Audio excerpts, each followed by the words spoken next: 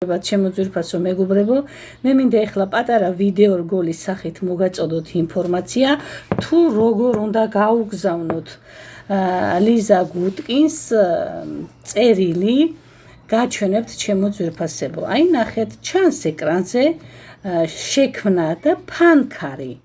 ხომ ჩანს ჩემო ძვირფასებო? აი ამ შექმნას უნდა დააჭიროთ ხელი და აი გადადიხართ და ჩანს ფონზე ასეთი რამ. გამგზავნი და მიმღები. მიმღების ადგილას აუცილებლად უნდა ჩავწეროთ ლიზას მეილი, ჩემო ძვირფასებო. აი, ნახეთ, ჩავწერე ლიზას მეილი. შემდეგ დავაჭერთ ხელს. დიახ. თემა წერია, ხო?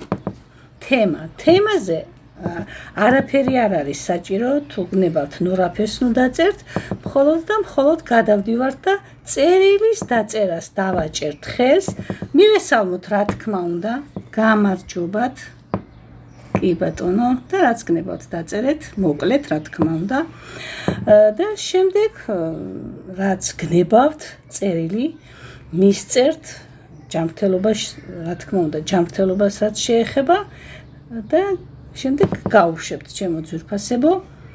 ნახეთ, აი აქ დააჭერთ ხელს, როგორცა დაწერთ უკვე წერილს, შეეცადეთ, რა ვიცი, ახლა ძალიან მოკლედ, კონკრეტულად და აზრიანად, რომ ძალიან ვრცელი არ გამოვიდეს, რომ აუცილებლად მოვეფეროთ ამ ადამიანს და ზედმეტად არ გადავღალოთ.